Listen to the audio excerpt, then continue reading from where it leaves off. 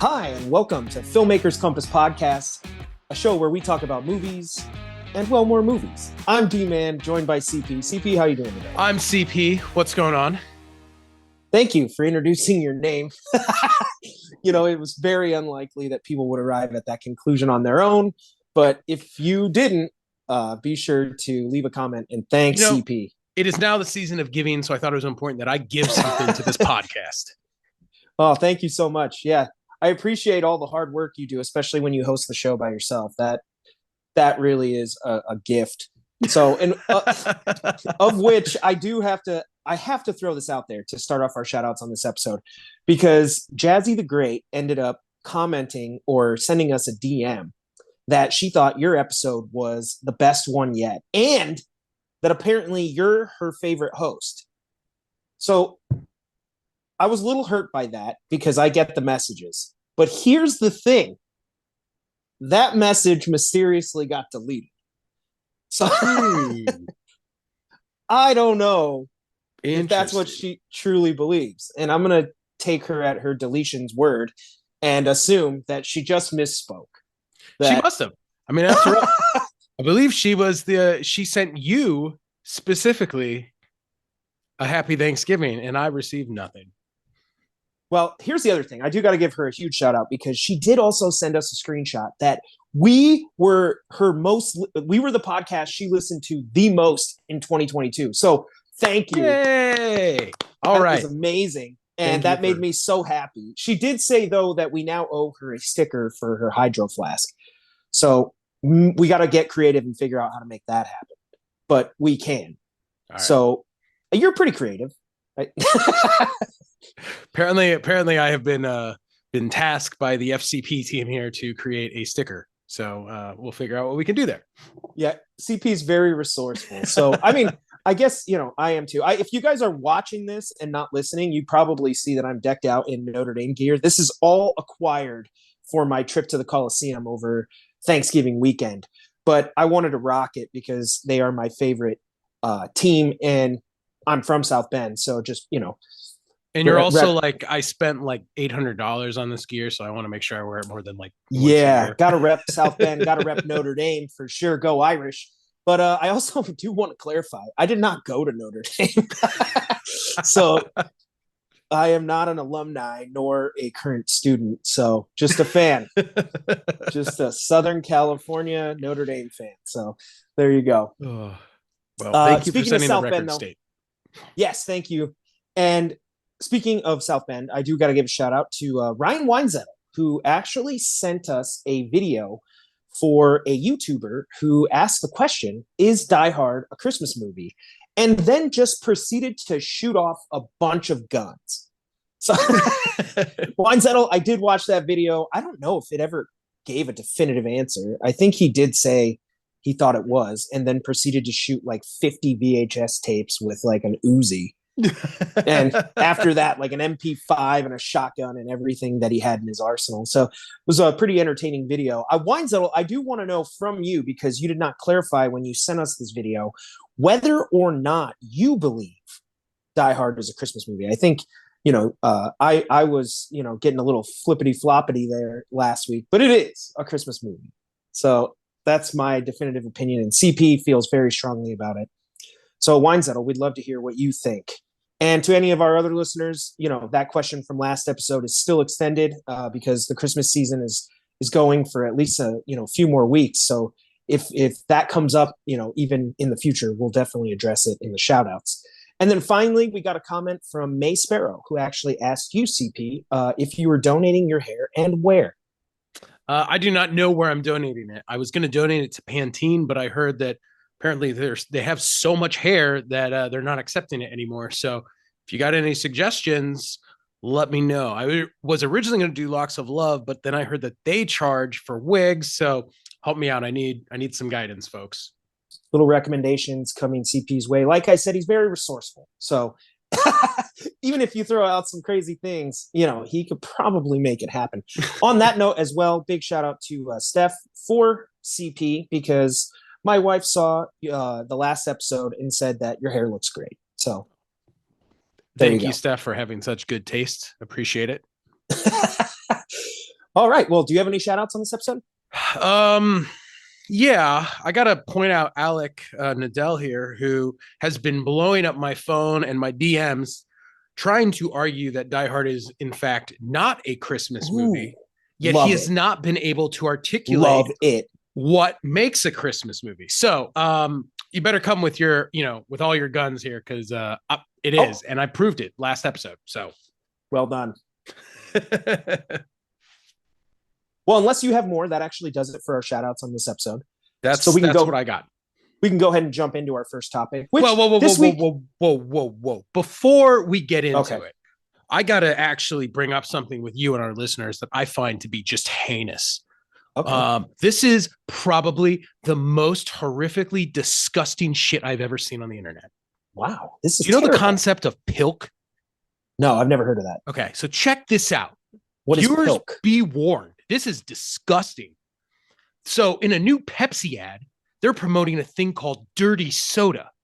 This ad features Santa on Christmas Eve pouring Pepsi into a glass of milk, to which Lindsay Lohan comes down her stairs, drinks the soda, and says, that's a dirty soda. What is more gross than milk and Pepsi? All right. First of all, have you tried it? No. But I was thinking after this episode, you're probably going to make me. So I guess listeners You might have be to looking try for a some pilk on video. air. Yeah, you might have to try some on air. But I mean, okay, first of all, I do agree, though, that like, hey, we don't have to put anchovies in milk to know. That just isn't going to work. You know what I mean? Like sometimes you're like, hey, I mean, I can see this one from a mile away and it's not going to be good. Well, I don't know if Pepsi and milk, but I will say this. Rum and eggnog go really well together. So I don't know if that's related, but oh, man, that is not like, okay, just think about this. First of all, like, let's get this out of the way. If you ever talk to me, you know I hate Pepsi, and I hate them even more after the Netflix series, Pepsi, Where's My Jet?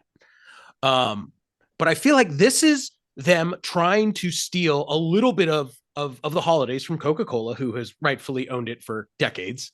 Yeah, those polar bears. But more importantly, I'm just like, why would you do something as heinous as mixing soda and milk? Like, well, here's what we're going to do. We're actually, you know what we're going to do? We're going to try this on air. And if we end up liking it, I actually would hope that Pepsi might sponsor an episode of this show. And if Pepsi sponsors an episode of this show, I will officially switch from Coke to Pepsi. You know what we should do? I'm done. Not only should we do Pilk on air, but we should do a Pilk and Kilk challenge where we have, Pepsi and Coke. Milk and Coke and milk and see which is actually better. It's like the real Pepsi challenge. It's the Christmas Pepsi challenge. Oh, hashtag Christmas Pepsi challenge. Let's make this happen. I don't know. I have a very strong loyalty to Coke. I mean, I've worked for Coca-Cola. I have family members who work for Coca-Cola, and I love Coca-Cola. So Pepsi, this really is a big challenge, but I think we're up to it. We're going to have to try it. So, all right, Pilk. Interesting. Definitely YouTube that. I feel like Google will only give you words, and that's not what we want. So, yeah, definitely YouTube Pilk. Well, anyway, CP, jumping into our first topic this week, I'm going to throw it over to you because we ended up watching a bunch of new trailers that released for movies coming out mostly in 2023. But pretty exciting. New trailers are always fun. If you hang out on YouTube at all, you're going to see, reaction videos to these trailers and different things. But as we have discussed many times on this show, especially we did an episode a couple weeks ago for Wakanda Forever, we love these movies. So we're excited for them. And we want to kind of give our take on what we thought from the trailers. So we're not going to play them and talk along, but I'll throw it over to you. We have 5 trailers we want to discuss. What are you thinking for these movies? Where do you want to start? Like, are we just going to pick one movie at a time and go there? Yeah, one at a time. Then I think we got to go with the elephant in the room, which is Indiana Jones 5. Oh, okay. I actually thought for a second that the elephant in the room was the title of the movie. No. But no, not to my knowledge. No elephant in the room. Okay. Indiana Jones 5. And what is it called? The Dial of Disaster? Dial of Or Destiny. Dial of Destiny. Okay. Well, so let's just get this out of the air, or out in the open, because I'm going to say it. Disney, Paramount, why are you guys ruining everything I love? I don't I know why. I don't see why this movie needs to be made. I really don't. Um, so I guess my first issue is watching the trailer. I was not captivated. I was not sold. It did not feel like an Indiana Jones movie. It felt like a wannabe Indiana Jones movie. And I was Okay. not a fan of that. Yeah, I mean, okay. First of all, we do have to acknowledge a couple things up front. So first is that George Lucas has no writing credit on this. He had a writing credit on all the previous four Indiana Jones films, and then all previous four Indiana Jones films were directed by the legend himself, Steven Spielberg. Yes. So two varying degrees of success. I mean, I know I was going to invoke, kind of the Holy Grail, which is Raiders of the Lost Ark, ironically, Yeah. but Indiana Jones in four movies directed by Spielberg was a bit up and down. Temple of Doom was deemed too dark in its time, and a little Still. crazy at certain parts. Although I think it actually did age pretty well. Yeah. Yeah.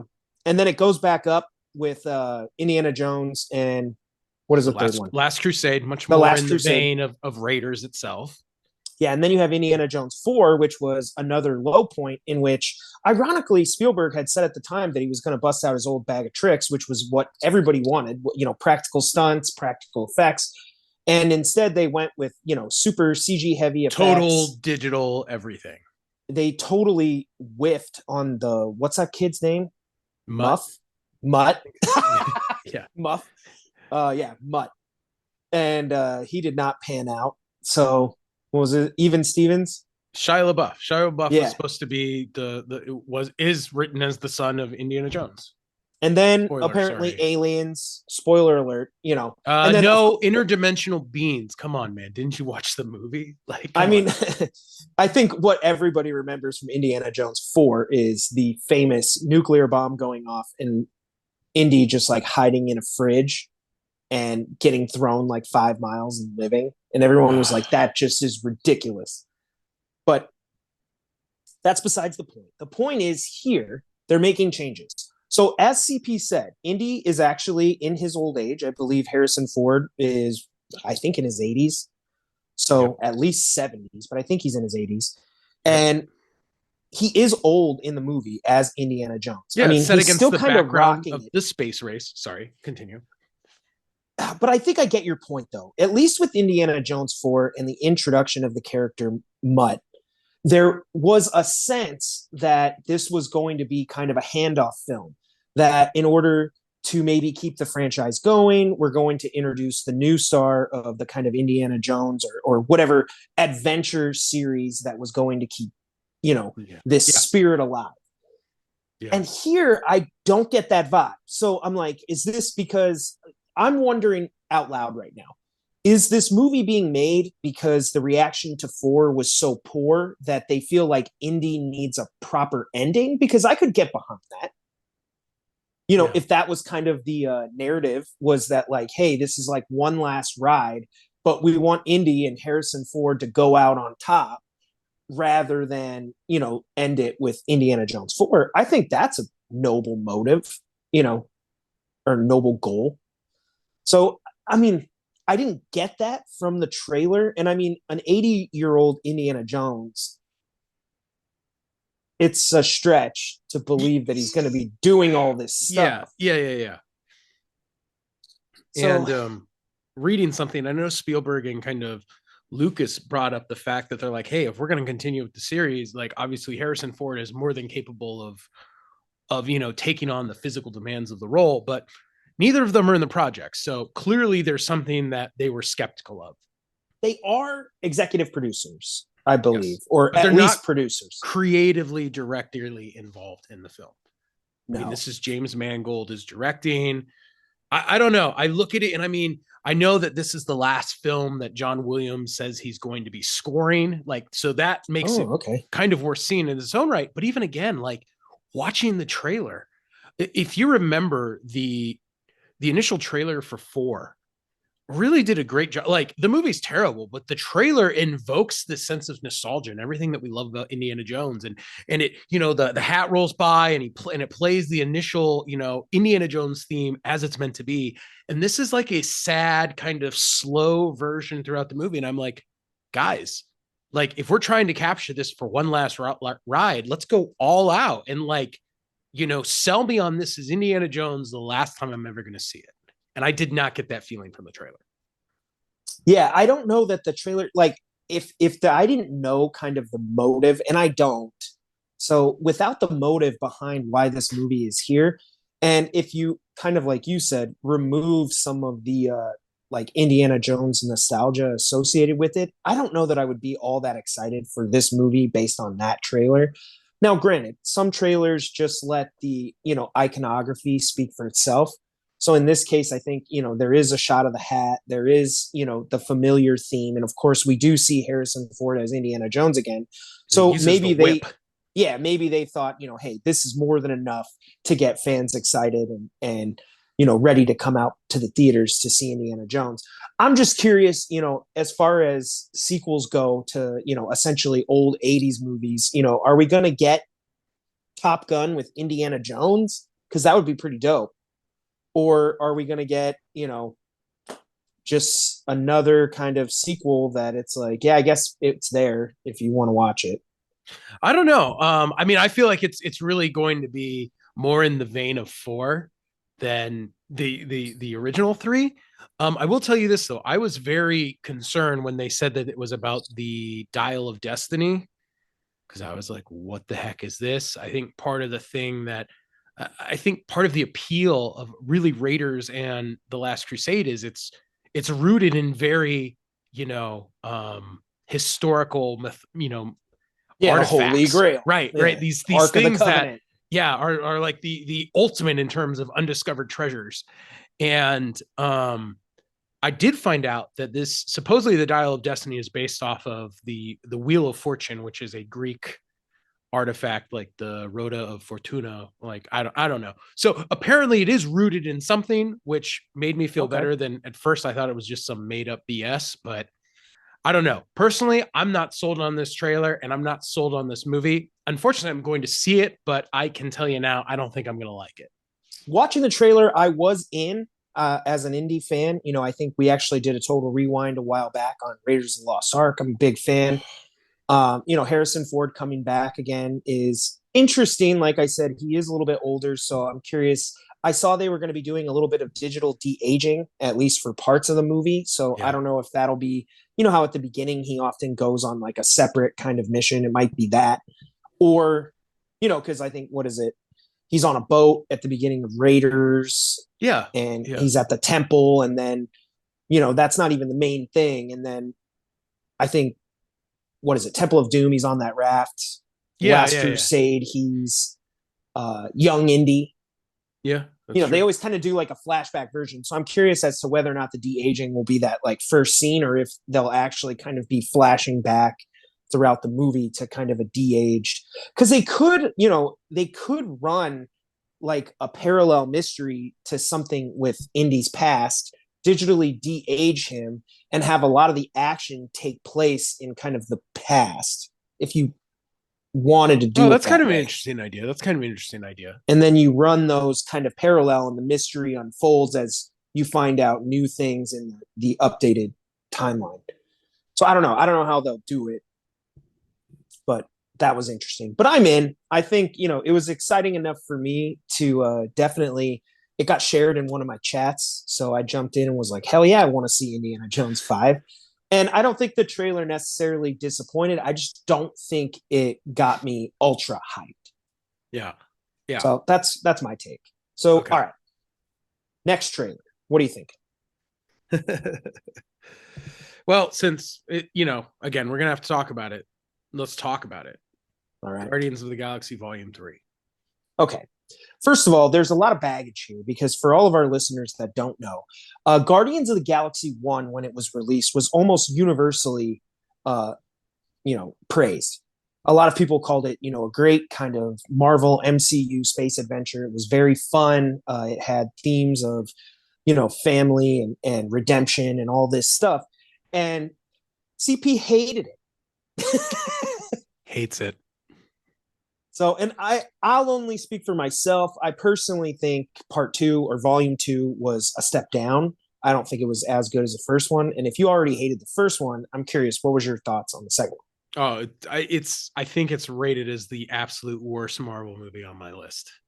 one? Really? I didn't think it was that bad. I enjoyed it. Terrible. All right. Do you love Peter Quill? Or, No. I oh. love nothing about it. Nothing. Okay. Well, that's where we're In starting. fact, the worst part about Thor Love and Thunder was the Guardian. So there you go. I mean, yeah, we'll maybe talk about that another time. But okay, so Guardians of the Galaxy Volume 3. There were a few songs in the trailer that I was like, all right, cool. Guardians is known for its soundtrack, which is great. Yep. Now, here's the question is I couldn't tell strictly from the trailer exactly what the plot was going to be. Well, I do know, based on the Comic-Con panel from months ago, according to the man himself, this James is Gunn? No. Feige. This is supposed to be Kevin Feige. a film exploring Rocket Raccoon's origin story and background. So this is more getting into the root of who Rocket is. Okay. Now, I don't know how that will thematically, apply to all of the Guardians, because obviously with Drax, Thanos is dead, so his kind of quest to kill Thanos in redemption of his family's murder that's kind of done. I don't know if you saw, which I don't think you did based on last week's episode, but the Guardians of the Galaxy holiday special. Oh yeah, no, I didn't watch it. Nebula is actually, spoiler alert, Peter Quill's sister. Ego, apparent that she's Ego's daughter. Wait, is it No, not Nebula. She's the daughter of Thanos, right? Yeah, are you talking about Manta? Yeah, Mantis. Sorry, not Nebula. She's Gamora's sister and daughter of Thanos. Okay. My mistake. Mantis is the daughter of Ego and apparently Peter Quill's sister. So, okay, the unfinished threads are the search for Gamora, and she does appear in the trailer, so we know that most likely plot thread will be resolved. And obviously there was a bit of looked like kind of a space adventure. Are they going to introduce Adam Warlock? That's what it appeared to me. Yep, that's what it looks like in the trailer. And I think at the end of 2, don't they hint that he's coming? Yeah, he was in a post-credit scene, his cocoon. Yeah. So, yeah, I guess they're going to pay that out. I actually was pretty excited after watching this trailer. As far as the MCU goes, this is a Phase 4 film, or Phase 5 film. So I'm hoping that, this will tie into the overall whatever MCU direction is. It seems like it's all building towards Kang, and the Kang dynasty. So I am hoping that there'll be some elements that, will contribute to the overall MCU narrative. But from my understanding, unfortunately, I have also heard that this will be the last Guardians of the Galaxy movie. So I don't know if the Guardians themselves will be appearing in any future Avengers films, or if their contracts are up, they might be done. So we might actually see some of the Guardians die here, is my understanding. I think I would agree. I think you're right, because I heard too that this is the last Guardians film. I would imagine some of the characters are going to stick around in some way. But I remember reading something about Dave Bautista being done after this too. So I would think the best candidate to kill off is going to be Drax. His arc's closed. Disney's kind of done with Dave Bautista, so he's probably going to get wasted. I'm assuming there are characters that'll probably stick around. Maybe Nebula, maybe Mantis, maybe Rocket. Doing voice work for Bradley Cooper might not be the worst thing. Plus, if they're going to explore his origin story, that might contribute to whatever his future character arc will be if the Guardians are in fact disbanded at the end of this movie. Yeah. And I think if you also know, in the comics, there are multiple variations of the Guardians of the Galaxy. So it is possible that they could reassemble this team. They've already reassembled the Spider-Men. There might be, the Young Avengers, another Avengers team. Who knows? They're always building new teams. Yeah. So there could be a variation. But again, this was a trailer that, as a fan of the MCU, it got me pretty excited. So I like Guardians of the Galaxy, and I thought they did a pretty good job. I'd like to see maybe Peter Quill's full arc be completed, since it is a trilogy. You know, a couple movies for trilogies in uh, the MCU have actually done a really good job, particularly Captain America, taking him from, the ultimate, yes man soldier to at the end of Civil War. He is, you know, the safest hands are our own, and he no longer trusts these entities. I thought Mm-hmm. Thor's trilogy was fantastic. He literally goes from, the petulant, spoiled child at the beginning of Thor 1 to finally growing into and literally losing his eye, taking Odin's place on the throne. It was amazing. So in Thor Ragnarok, so I don't know. I'm interested to see if they can close his arc with a similarly, kind of epic fashion. I think that would be pretty cool. Okay, cool, cool, very And cool. Guardians of the Galaxy is about family, so I'm assuming that theme will run throughout. I think it has to. I mean, that's what the first two films are, right? Discovering that they're a family, Quill working, looking for his father.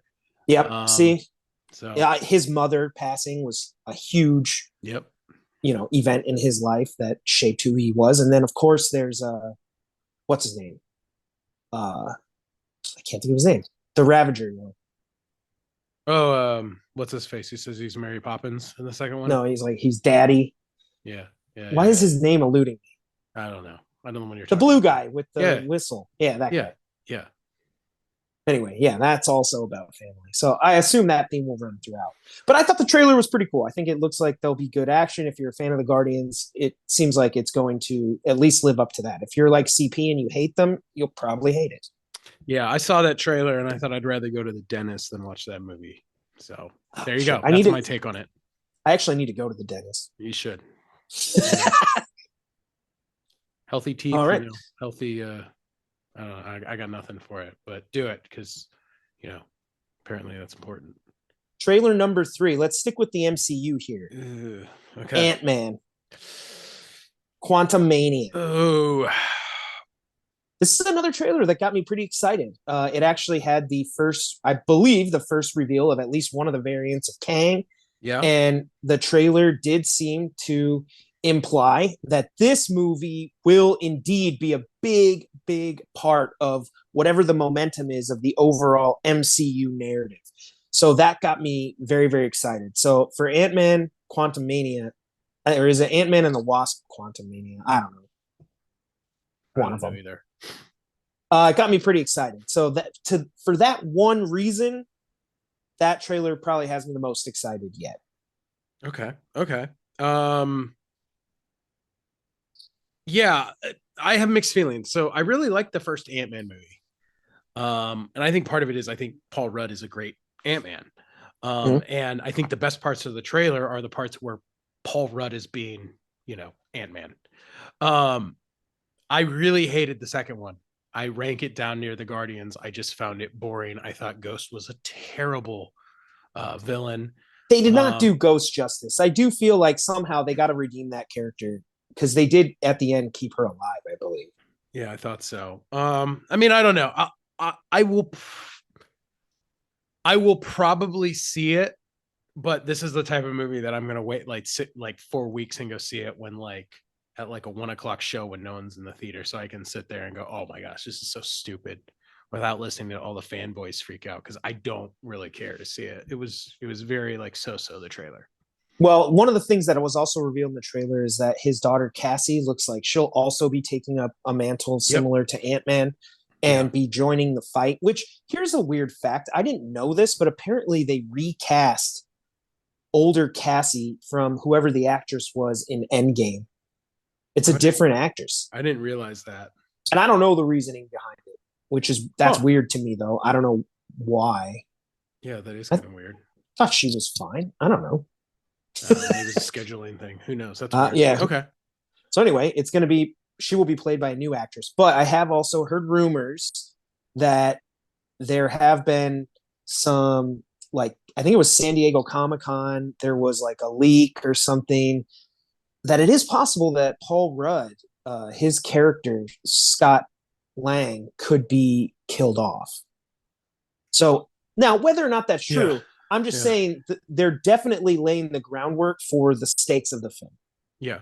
So I Um, definitely think that's in play, that he could be killed off, and they're introducing Cassie in an actual kind of Ant-Man role where she may take up that mantle. And let's face it, the MCU for the last couple of years with Phase 4 has been kind of about kind of passing the torch, right? yeah, that's So true. that may be happening here as well.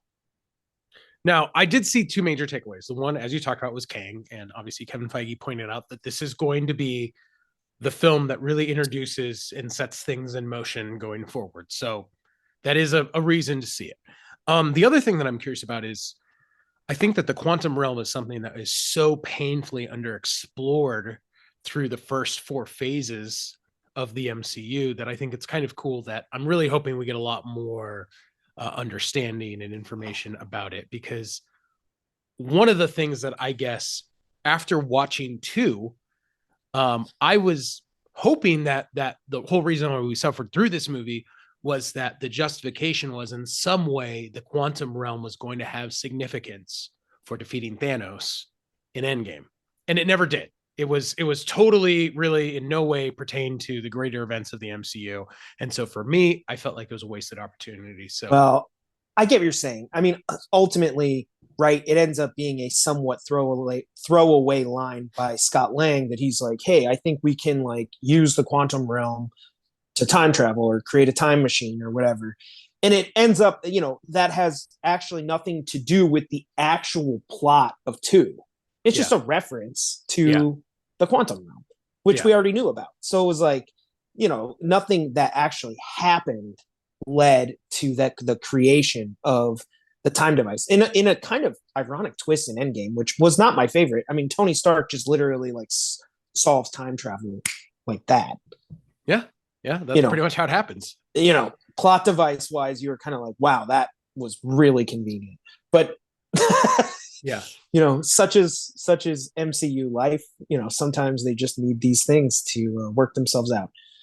But I am excited too for Jonathan Majors in the role of Kang.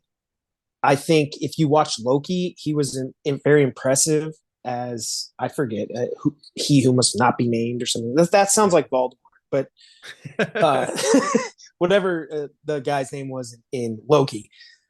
And I don't know. I think he has a real chance to shine here because Kang himself needs to be incredibly menacing. And if I'm not going to lie, I mean, I'm assuming Marvel wants to, lay the stakes to push the next villain to be maybe a little bit more menacing or devastating in their effect than, say, Thanos, who ended up being a great villain. yeah.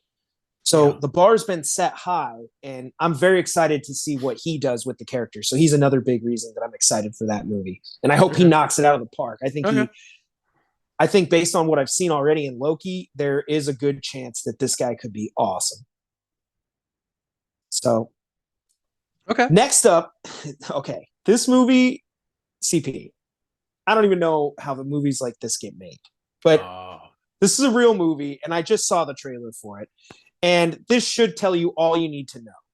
It's called Cocaine Bear and I'm or so excited to see it, man. Cocaine Bear. And the trailer it looks like, this is like straight B movie. It's But like out of sci-fi. It's like this. You would think that this is the next iteration out of Asylum from like Sharknado. yeah, exactly. Like apparently this is based on true events. I don't know to the degree that any of this happened. But basically there is someone smuggling drugs in an airplane that is going to get caught. So they throw the drugs from the airplane into a Midwest forest, where which a bear finds the cocaine and ingests it and turns into Cocaine Bear and goes on a rampage and just starts terrorizing, this town, this forest, anybody Yep. who basically comes in contact with this bear. So and then of course the trailer does hint that like, this bear is actually like, likes cocaine. I don't know if it gets addicted or whatever, but it looks like there's going to be some fairly gruesome murders. There's going to be a heck of a lot of B movie action. There's how do you feel about a giant CGI bear? I mean, it doesn't look as bad as I would have thought. I mean, okay, so a couple years ago, the survival thriller film Crawl came out with Barry Pepper, Okay. and it's about his house is attacked by alligators, and they're trapped in the hurricane happens, right? So it's flooding, and alligators are surrounding their house. Sounds terrible. Actually, not a bad movie, but again, it's kind of the same thing. CGI animals are the antagonists, and I thought it looked decent. I mean, in there's a couple shots where the bear looks really bad in the trailer, but some of them doesn't look terrible. Yeah, I mean, it did kind of give off, obviously it's a monster movie, and like those Sharknado, or some of there's like the giant squid and like different things. I mean, it it has that vibe. And Now, it doesn't really seem to be pretending that it's not, right. It's definitely not a movie that's like, hey, take Cocaine Bear seriously, like this is The Revenant with yeah, cocaine. yeah. They're like, no, it's not going to be The Revenant. All right, this is going to be kind of exactly what you thought it was. So Well, and if it gives you any more justification for it, it's actually directed by Elizabeth Banks, who primarily only works in comedies. So I don't think that this movie is going to be taken too seriously. The it trailer is certainly didn't. technically, it looks like a comedy, honestly. It Um, doesn't I, look like a horror film for no, no, sure. no. It the other thing that is interesting. This is actually Ray Liotta's last movie. So Oh my gosh, in imagine honor having of a legendary career like Ray Liotta and your last movie is Cocaine Bear. yeah, yeah. Cocaine Bear. I don't know how to say it. Is it? Wow, Ray Liotta, man, that's awesome. And he actually is the drug dealer, which also maybe fits. Fitting. Not, I'm not saying that Ray Liotta ever dealt drugs, but I am saying that he's associated with that No, because of he's always the Goodfellas the and bad guy. Yeah, yeah, the like mafia guy. Goodfellas, all Yeah. that. So maybe that hopefully he knocks it out of the park. But R.I.P. Ray Liotta. Yep. So I don't know if there's anything much more to say about Cocaine Bear No, I'm other definitely than going to see it. it's happening. So that might be one, I don't know. I'd definitely check it out on streaming. Like I'd probably hit up my roommate, be like, let's get some Chinese food and watch Cocaine Bear. No, I'm going to see it opening night. It's going to be so bad that it's it's going to be amazing. It's going to be fun. Yeah. Okay. All right. And lastly, the last trailer, and this is a franchise that you love and I actually despise. Not a huge fan. And that is Transformers.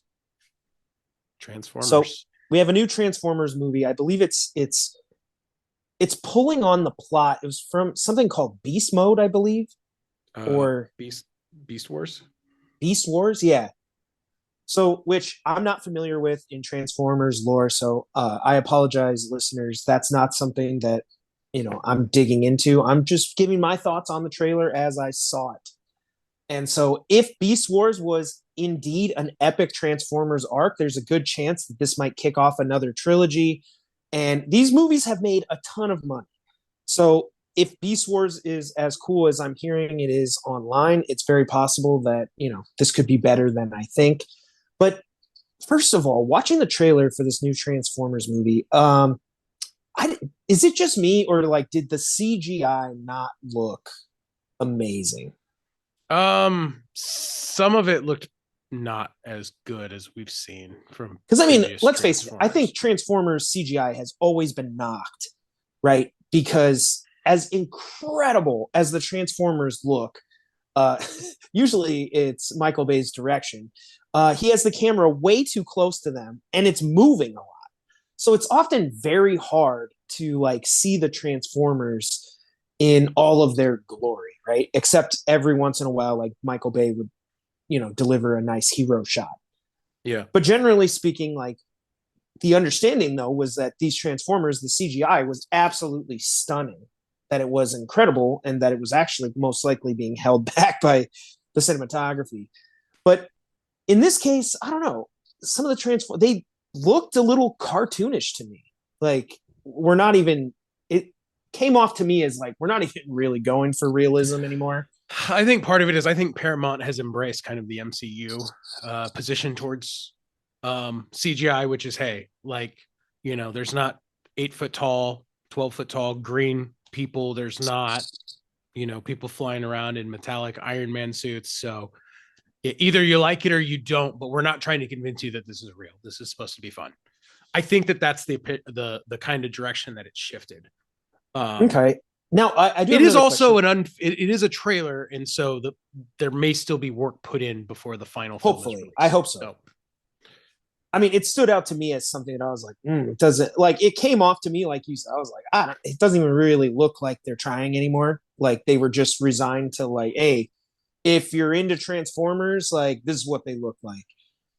But it wasn't like, hey, in this whatever it is, seventh iteration of Transformers, like we're trying to take the effects even further and make it look more real than it ever has. It looks like it went the other way. So Okay. I did want to ask you because I did not see the Bumblebee movie. Is this within the same timeline as that movie? Could you tell? Yeah, it looks like it because so the Bumblebee movie takes place in the 80s, and this looks as it's like it's being set up for kind of an early mid 90s story. Okay, so it isn't more of a continuation of that than it is the earlier Transformers with Shia LaBeouf. Yeah, which I think that the kind of play with the Bumblebee one was to sort of reboot the franchise. And so I was wondering where they were going to take it. So we'll see what happens. Obviously, there's a lot of characters that are in this film who were not introduced in Bumblebee. So I guess we'll see what happens in the storyline there, but I'm excited about that. I actually saw this trailer and was super pumped because I do love Transformers movies. The first one was everything I wanted as an 8-year-old, and I got it on the big screen.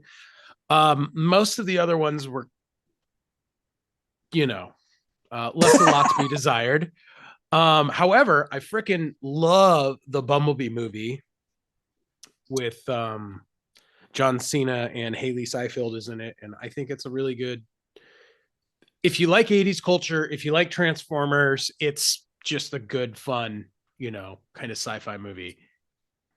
For me, watching this trailer and not having seen Bumblebee, I just wasn't invested at all in the continuation of the story. So that one was it's probably a pass for me unless like you were like, hey D-Man, you want to go to the midnight show with me? And I'm like, fine, I'll watch Bumblebee and like I'll go.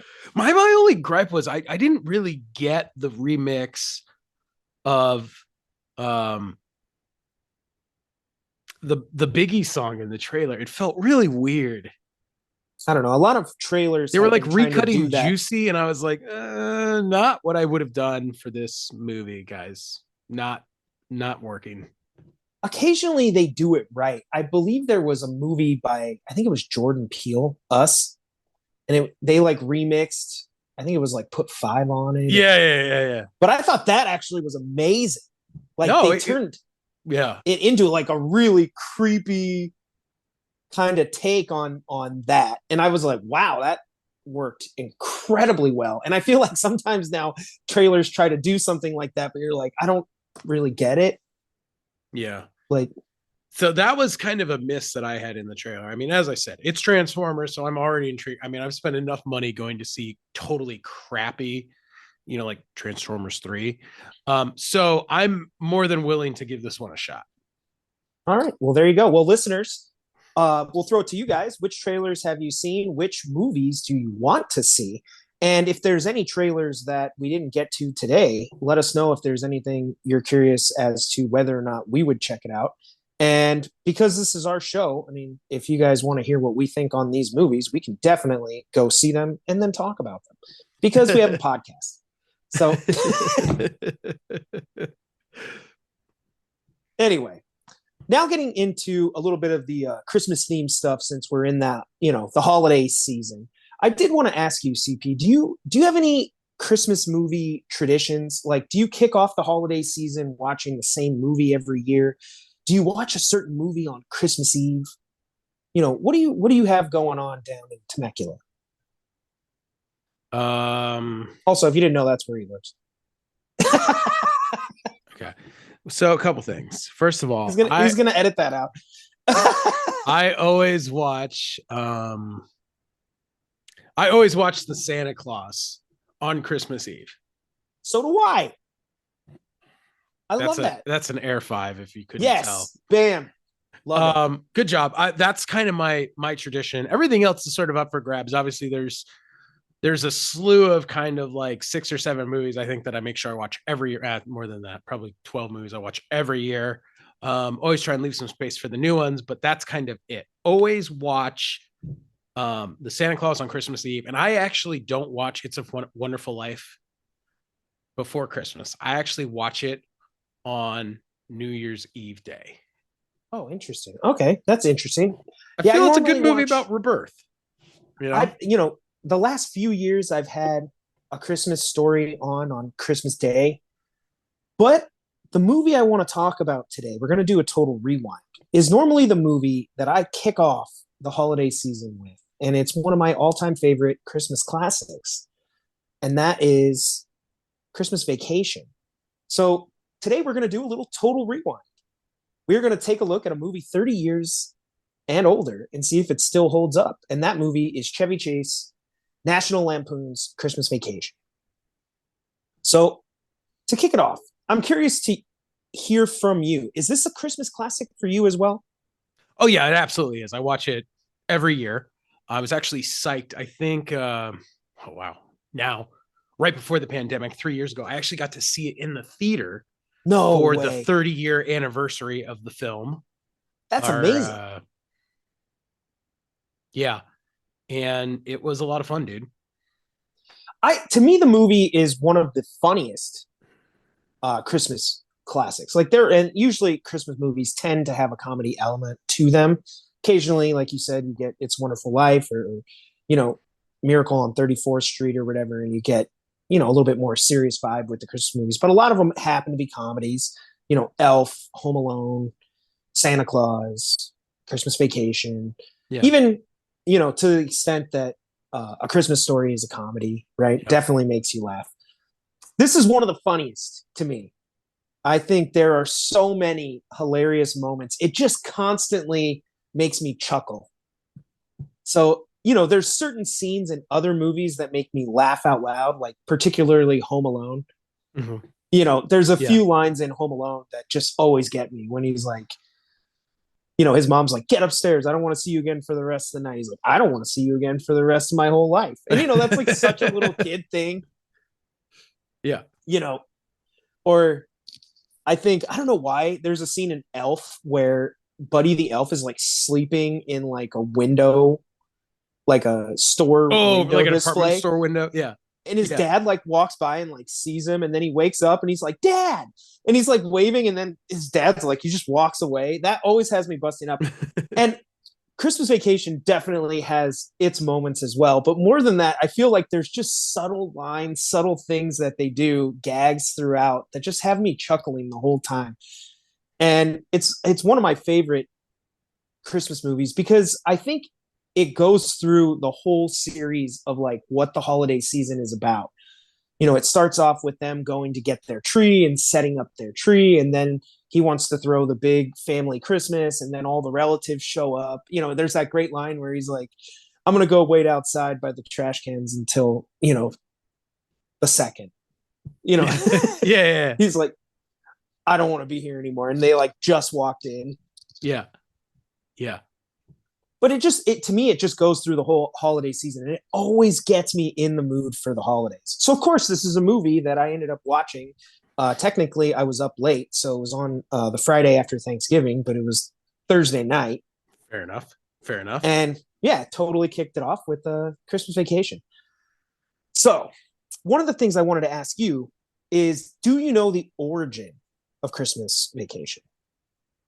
That originally this was supposed to be directed by Chris Columbus. I believe that I'd heard that. So what's the background of this whole Well, apparently it came out, I guess, right around the same time that Home Alone came out. I think maybe the year before. This is 89. Yeah, and Home Alone was 1990. Mm-hmm. And what ended up happening was Christopher Columbus was supposed to direct this movie, but he ended up having tension or a falling out with Chevy Chase. And so they ended up separating, and Columbus went on to direct Home Alone, and Chevy Chase still starred in this movie. And ironically, like, it all worked out. We got two absolute Christmas classics in back-to-back years. And let's face it, we don't actually get Christmas classics every single year. It's tough to come by one where you're like, I'm going to watch that every year going forward, share it with my kids. Like, that is a Christmas movie. No, you're right. Has Christmas movie comes out, but it's not a guaranteed classic. No, yeah, It like, it's rarely pretty is. good. Okay. And occasionally you get it. Elf, I think, was one of the more recent ones where it hit theaters. Everybody was like, it's hilarious, and you're like, of course that's going to be a classic. It's just awesome. Yeah. Okay. So, yeah, interesting, because Chevy Chase is notoriously, he's been labeled as difficult to work with. Yeah. And that stretches from his days all the way back on SNL. Yep. Obviously, Christmas Vacation, and not every project he's worked on, but even Community. He's tended to ruffle feathers. A lot of the places that he went, and I don't know why that is. I've never worked with the guy, so who knows? But that's not to say that we didn't get a classic. We did, and he's truly hilarious as Clark Griswold.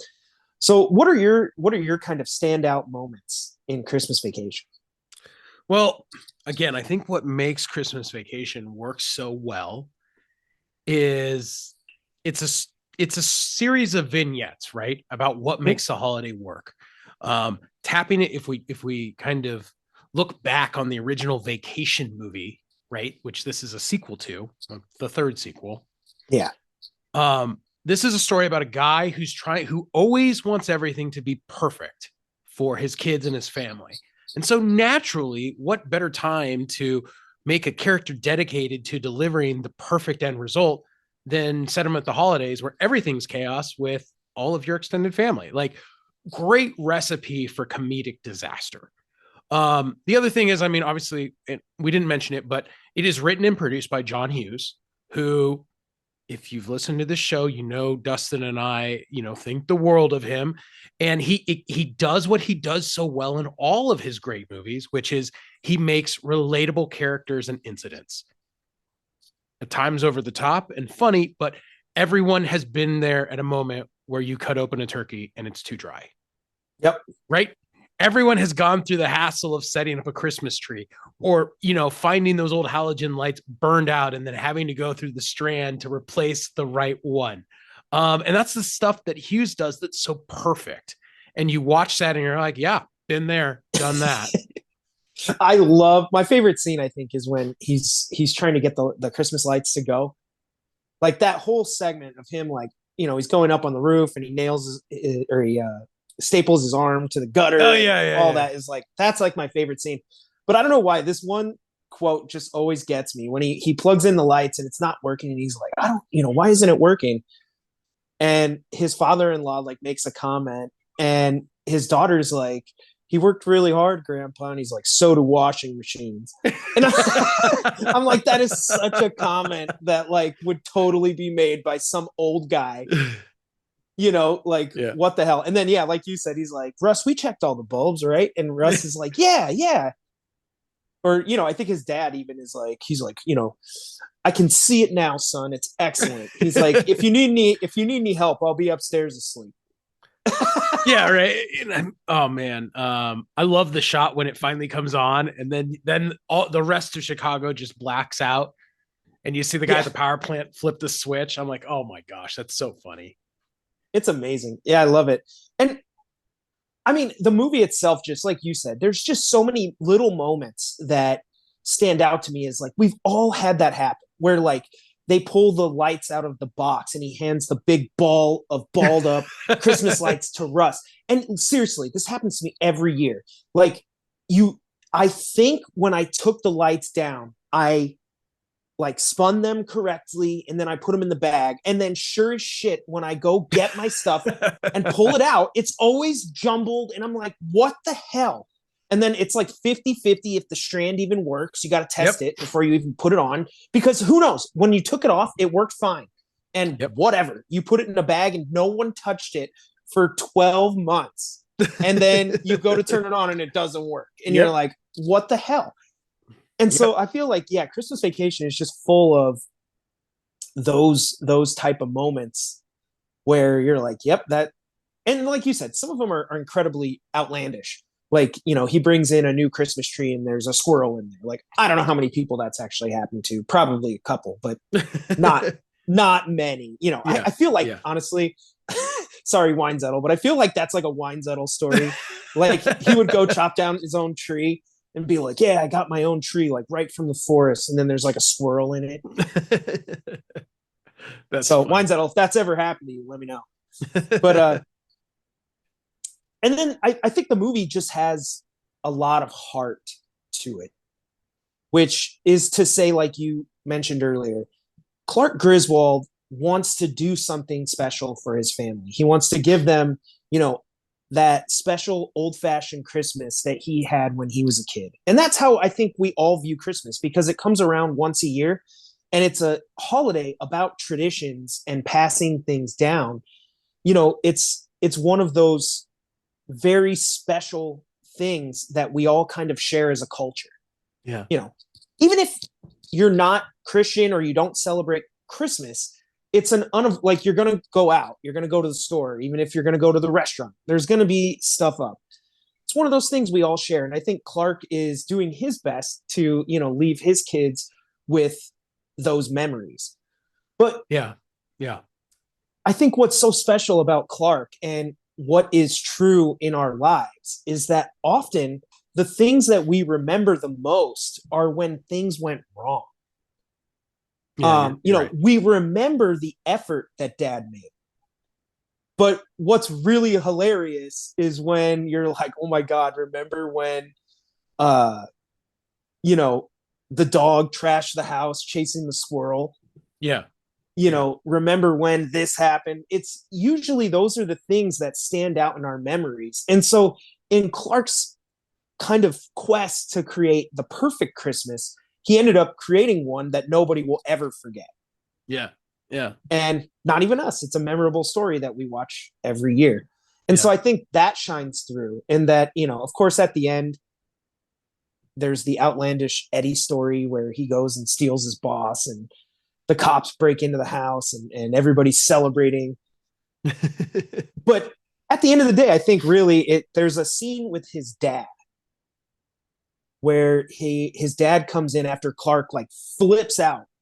He goes on that great rant when he gets the Jelly of the Club membership or Jelly of the Month Club of the Month membership. Yeah, he gets the membership instead of his bonus check, and he flips out and goes on that absolutely epic rant, which I wish I could say for you all and I've memorized, but I haven't.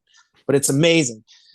And his dad comes in and he basically tells him that, he's like, Dad, how did you like get through it? And he's like, you do the best you can. And I had a little bit of help from Jack Daniels. But at the end of the day, like what everybody will remember is the effort that you put in to try to make it special. And that's where I think the heart of the movie comes from, is that often that's what happens in our own lives. We try hard, but rarely is it ever, picture perfect.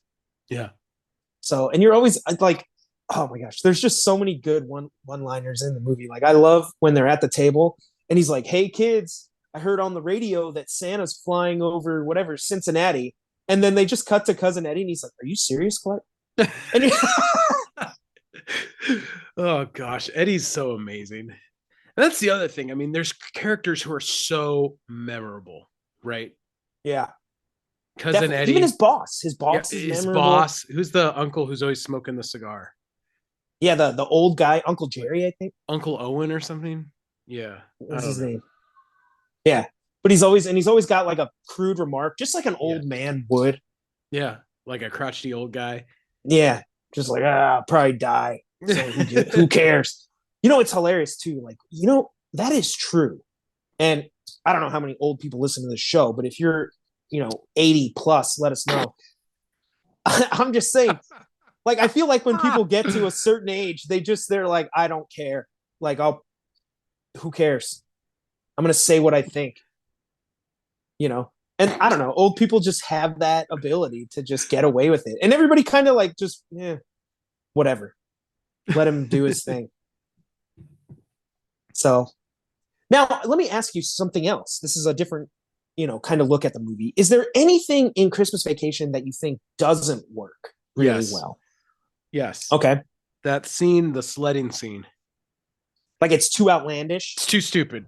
I mean, the rest of it is all like at the point where like it really teeters on like the verge of realistic, but still fantastic. Like Hughes takes everything and puts it slightly over the top, right? Like he goes to the store to buy, you know, Christmas gifts. Everybody can relate. And he ends up finding this incredibly attractive woman who's flirting with him, right? Or Yeah. he buys a tree, there's a squirrel in it, or they go to cut down the tree and he ends up under the log carrying semi truck. Like, right? Everything is like relatable thing. Hughes tips it based on, you know, Clark being Clark, ends up in these situations. And that's the only thing that I watch and I'm like, I'm not buying it. It's so ridiculous. Okay. That's the one scene that I really hate. How about you? I do like Eddie. I think Eddie is the one who actually steals that scene. Like, obviously, I know it. Where he talks about the government plastic in his head. Yeah. He's like, if this side, if I hit this side, I'm totally fine. But this side, Clark, my hair will just never be right. Like something stupid like that. I know they're going for kind of a cartoonish effect because clearly, like they show the down the hill slope. Like clearly, Clark is going way further than the actual slope. But trying to think if there's anything that really stands out to me as like doesn't work because I think most of it does. Like I said, I always felt the ending was like a little outlandish, where like the cops like crash in through windows and like all this stuff. I was like, but it kind of works. I don't know. I think that kind of works. There's a scene in the middle when Clark gets trapped in the attic. Oh yeah, And it's totally funny. I mean, I love it how like he doesn't stand on the beam, so he falls right through the yeah. ceiling onto the Of bunk course, bed. I literally that's a scene where like he was walking, and I was like, you always walk on the beams. Like, what the hell is he Yeah, thinking? I'm like, but that's typical Clark Griswold. My only issue is they have that really long like flashback scene of like the old family home movies that he watches, which I Yeah. know is to tap into that sense of nostalgia that he's trying to revisit for his kids. But I think it goes a little too long. I'm like, you could What have about trimmed. Do you like the neighbors?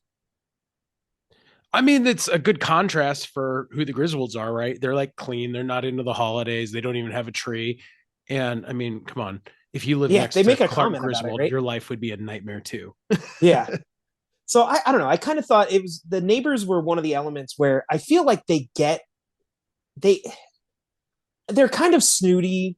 They have this vibe, but I also kind of felt like they don't necessarily get what they deserve. Like they're kind of terrorized by Clark in a weird way. I mean, in a comedic way, but that would kind of suck, I think, to have a neighbor like that where, they're constantly causing you problems. So, and I don't think they make the neighbors really mean enough. They're just kind of snooty, Yeah. That's fair. just enough that you're like, we don't like them. But if I'm being honest, like, I don't think they deserved all Everything the that they things. got. Yeah. Yeah, everything that happened to them. Like, I don't know that they made them kind of evil enough. They just kind of like slicked that guy's hair back and had him turn his nose up at Clark. And I was like, I don't know. But the comedic gags are funny. I mean, the lights turning on, the ice goes through the window and breaks their piano or their keyboard or whatever. Yeah. The squirrel attacks her after, she Yeah. comes and knocks on the door and all that stuff. So, I don't know. It works, but that was always a little thing that just kind of bothered me where I was like, I don't know. They treat them so poorly and we're just supposed to laugh at it. But I was like, I don't think they deserve it. No, that's fair. I kind of agree. What's I going to ask you? Um, are there any jokes that you think don't land? I mean, you're kind of talking about it now in terms of the elements of the story that don't work. But do you think that there's any major misses from a comedy perspective?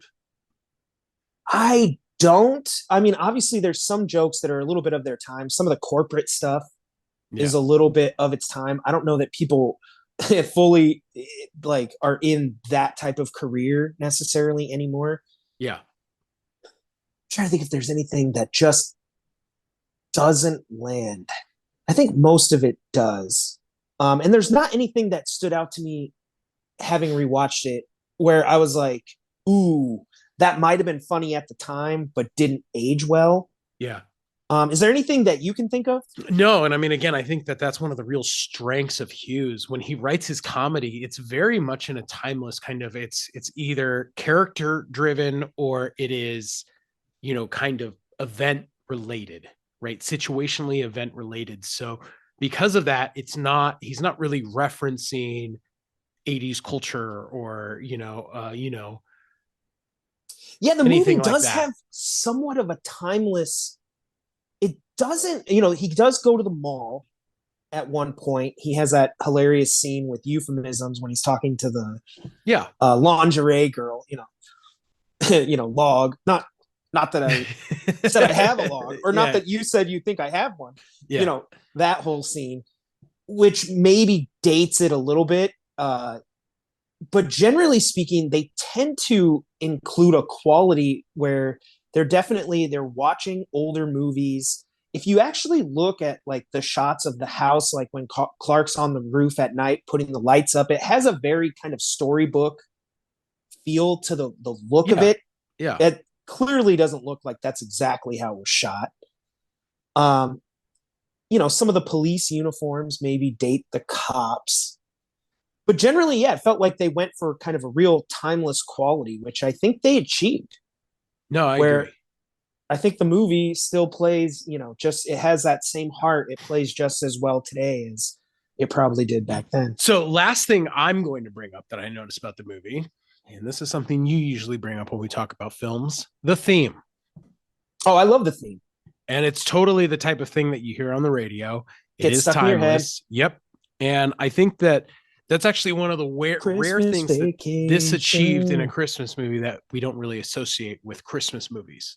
Yeah, I think it uses music very well throughout the film. Obviously, there is the actual theme that kind of plays occasionally, but they use Christmas classics like most movies do, and Uh-huh. they even have a couple that pop up. Like I always remember, they do a shot when I think it's when he goes to the mall and he's in town, and there's some guys like outside with the bell, and they're like, "Hey Santa Claus, hey Santa Claus, Santa Yeah. Claus, Santa Yeah. Claus," and I'm like, I don't know where else I've ever heard that, but it kind of the jingle works. Yeah. Yeah. So I thought it works pretty well. There's nothing that again stood out that really dated it for me music wise, where it make you're like, this is an 80s. Yeah. For sure. So I thought it worked pretty well. And I love that theme. The Well, intro where I it's know like the that you do. cartoon Santa. Yeah, it's amazing.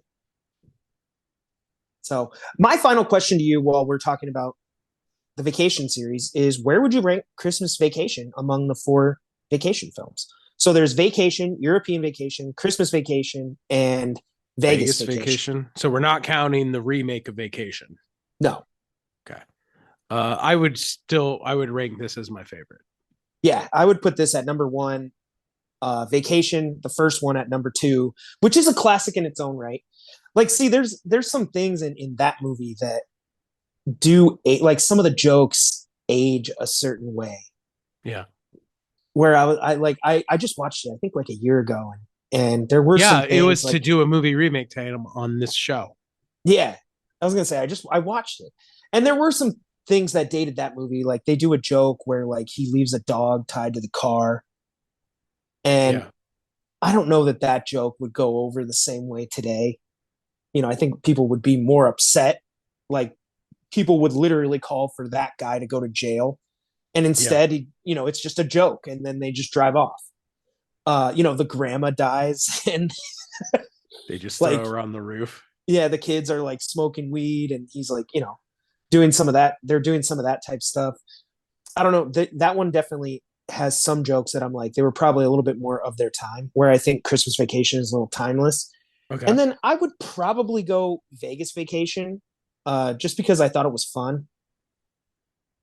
And then European, but European and Vegas could probably swap. I don't. They're both the lesser of the four. Yeah, I would agree. I think my ranking is exactly identical to yours. So, I mean, I don't know that that's controversial. That's probably how most people feel. I mean, I definitely watch Christmas Vacation more than any of the other ones. Yeah. So, yeah, I actually got introduced to this movie and all of the vacation movies. Big shout out to David Kaiser. Oh, really? Yeah, he showed me these movies when we were on vacation in North Carolina. No way. That's funny, So, dude. yeah. And I don't know if you know too, this is the only one I think, and they just did a commercial with the song, but this is the only one of the 4 vacation movies that doesn't play Holiday Road. You're right. It doesn't. The other ones all do. The other ones all do. They do have a scene that is evocative of when he's on the road and he sees the hot girl in the Lamborghini or whatever. Yeah. When they're playing the Christmas one. It sounds like it's in Hawaii. The Hawaiian Christmas from Bing Crosby. Yeah. Yeah. So and they play that out at song. The pool. Yeah. Yeah, I love that scene too when it's clearly a vision in his head and then like the swimsuit hits the window. Yeah. So that funny, is hilarious. Dude. Yeah, he like literally like jumps and you're like, okay. But yeah, I think this was the only one that doesn't play that song, which is actually kind of the overarching theme song for the Vacation series. This one's also the most segmented as a story, right? The other ones have more of it's about a journey, right? In a vacation. This one is, they use the countdown to Christmas calendar as they're kind of breaking down the story. And it's really just a bunch of sort Advent of unrelated, calendar, right? Yeah, unrelated events. Yeah, like you said, it's kind of a series of vignettes, but yeah, love Cousin Eddie. I thought it was great to bring him back. I mean, I think, like you said, there's so many memorable characters and funny gags and things that happen in the movie that make it an instant classic for me. And it's the movie that I love to kick off the Christmas season with. So cool. Does Christmas Vacation hold up? What do you think? Yeah, I think that it does. I mean, the fact that, there are lines from this movie that people still quote today in regards to the holidays, Yeah, me too. I think it absolutely holds up. It's an instant Christmas classic, and I'll be playing it every year as we go forward. So, CP, that does it for our episode this week. So, I wanted to say thank you so much to all of our listeners and everybody that tuned in. Hope you enjoyed the show. Hope you're having a great holiday season. And for us, if you guys would love to comment or leave us some feedback, we always appreciate that. We love hearing from you guys. You can find us at filmmakerscompass.com, where we have all the episodes and all of our social media accounts. You can follow me at Big Kid D-Man and CP. You can follow me at NDCal5. Thanks for checking out this week's episode. Keep watching movies, and we'll see you back here next week.